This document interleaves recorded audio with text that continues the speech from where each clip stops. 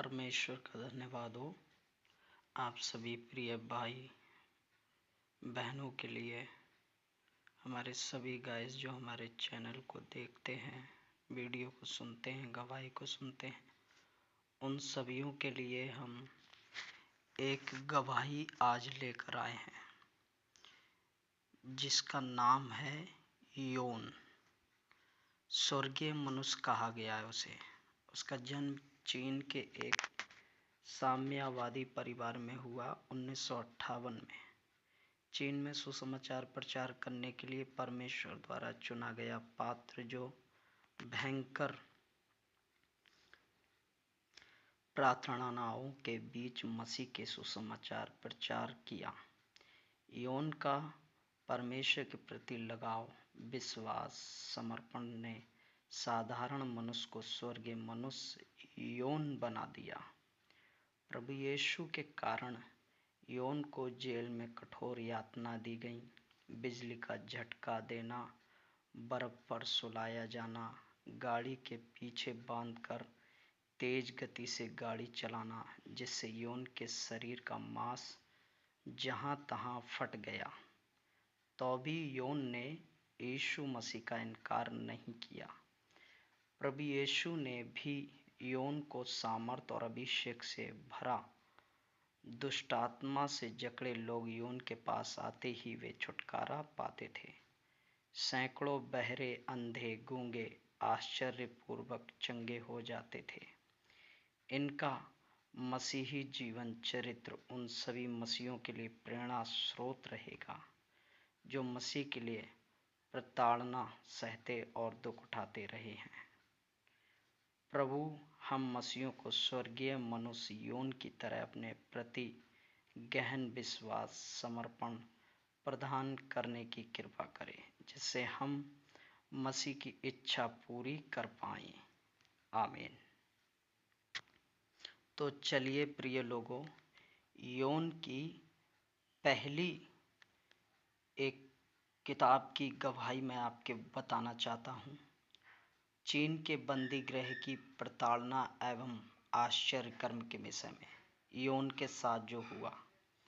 चीन में सुसमाचार प्रचार करने के लिए परमेश्वर के द्वारा चुना गया और यीशु मसीह के लिए बड़ी भयानक प्रताड़ना अपने शरीर उठाकर कई लाख लोगों को मसीह यीशु के उद्धार में लाया। इसलिए योन को सभी लोग इस प्रकार उन्हें संबोधित करते थे, स्वर्गीय मनुष्य योन। चीन में जो जागृति आई उसका योन भी एक कारण है। 1949 में चीन में साम्यवादी आंदोलन के कारण चीन के मिशनरी वहां से निकाल दिए गए थे। जो थोड़ा थोड़ा मसीहत वहां उग रहा था। उसी दौरान 1958 में एक साम्यवादी परिवार में योन का जन्म हुआ। योन के पिता गंभीर बीमारी के कारण अत्यंत बेचैन थे। उसकी माँ उनके पास व्यवस्थित हृदय से पीड़ा में बैठी हुई थी। तभी उनके कानों में एक आवाज़ आई, यीशु तुमसे प्रेम करता है, जीसस लव्स यू। इस शब्द का सुनकर अपनी गत मसीही विश्वास के जीवन को स्मरण की। तब उसने 6 संतानों को जगाया। सभियों को घुटने में खड़ा कर वे प्रार्थना करने लगे, हे प्रभु यीशु हमारे पापा को चंगा कर दें। इनमें से एक योन भी था। योन उससे पहले यीशु को नहीं जानता था। उस दौरान योन ऐसा प्रार्थना किया, हे प्रभु यदि हमारी प्रार्थना को सुनकर हमारे पिता को ठीक करे तो मैं आपके पीछे हो लूँगा और तेरी सेवा करूँगा। ये प्रतिज्ञा की। इसके दूसरे दिन उसके पिता बिस्तर से उठकर बैठ गए और एक सप्ताह के अंदर ठीक हो गए।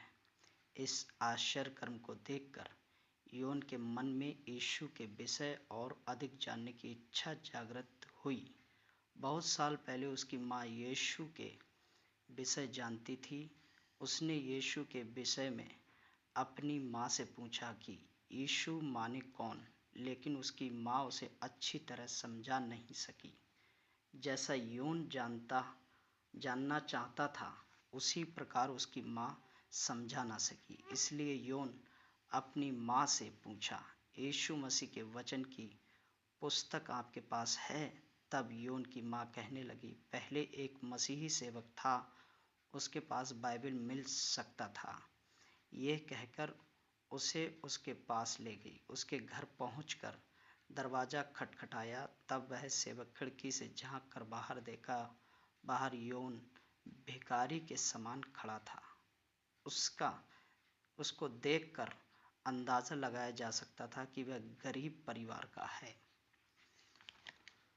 यौन की माँ उस सेवक से धर्मशास्त्र को खोलकर देखने की अनुमति मांगी। वह इनके इस अनुमति से घबरा गया, क्योंकि चीन में माओ लिटल रेड बुक के सिवाय कोई और पुस्तक रखने की और पढ़ने की मनाही थी। यदि कोई इसका उल्लंघन किया तो उसे वह किताब छीन कर उसे जलाया जाएगा। बाइबल रखे हुए परिवार को सार्वजनिक स्थान पर खड़ा कर प्रताड़ित किया जाता था।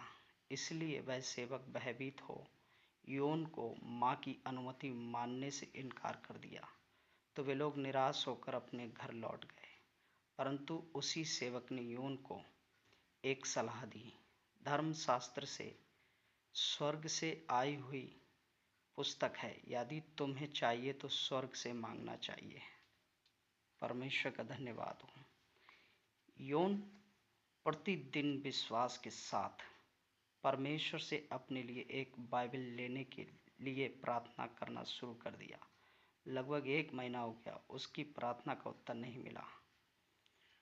तब बड़ी मायूसी के साथ सेवक के घर की ओर चल पड़ा। कहने लगा, यहोवा में हर दिन बाइबल के लिए प्रार्थना करता हूँ, परंतु एक भी दिन उत्तर नहीं मिला। इसलिए आप अपने धर्मशास्त्र को मुझे दिखाइए। ये निवेदन करने लगा, लेकिन वह प्रचारक कि उसके पास बाइबल है हियाब नहीं हुआ। डर के कारण तब उसने यौन से कहा, तू उपवास करके प्रार्थना कर। यदि तू ऐसा करेगा तो निश्चय प्रभु तेरे लिए देगा। और उपवास के विषय में भी समझाया। परमेश्वर का धन्यवाद हो। यौन ने एक निर्णय के साथ उपवास प्रार्थना शुरू किया। लगभग 100 दिन तक उपवास रखकर प्रार्थना में उसने एक दर्शन देखा। दर्शन में उसने देखा कि एक लंबा दाढ़ी रखे हुए एक बुजुर्ग अपने समीप के एक व्यक्ति को इशारा किए कि वे लाल कागज में बंधी हुई पार्सल को लाकर दे दो। यौन उन लोगों को जब बहुत ध्यान से देखता तो पाया कि वे उसके ही पास के गांव के रहने वाले हैं। तब दाढ़ी वाले बुजुर्ग ने उससे कहा, ये जीवन की रोटी है, इसे खाकर फिर तू इसके बिना जीवित नहीं रह सकता। तब यौन ने उस पार्सल को देखा और एक रोटी लेकर खाने लगा। तब वह उसके हाथ में बाइबल में परिवर्तित हो गया।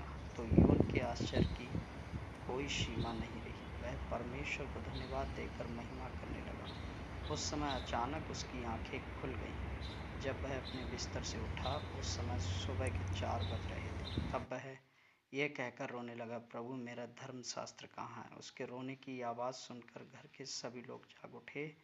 वे बड़े दुख से कहने लगे, यौन धर्मशास्त्र के लिए उपवास और प्रार्थना करते करते पागल हो गया है। आमीन। आगे का भाग हम आपको बाद में बताएंगे। हमारी इस गवाही को आप सुने और हमारे चैनल को लाइक सब्सक्राइब करें, ज़्यादा से ज़्यादा शेयर करें, ताकि और भी लोग इस गवाही को सुनकर परमेश्वर को ओर से आशीष पा सकें। दूसरा भाग हम आपको ज़रूर पहुंचाएंगे। हमारे चैनल को सब्सक्राइब करें ताकि आपके पास दूसरी वीडियो पहुंच सके। धन्यवाद।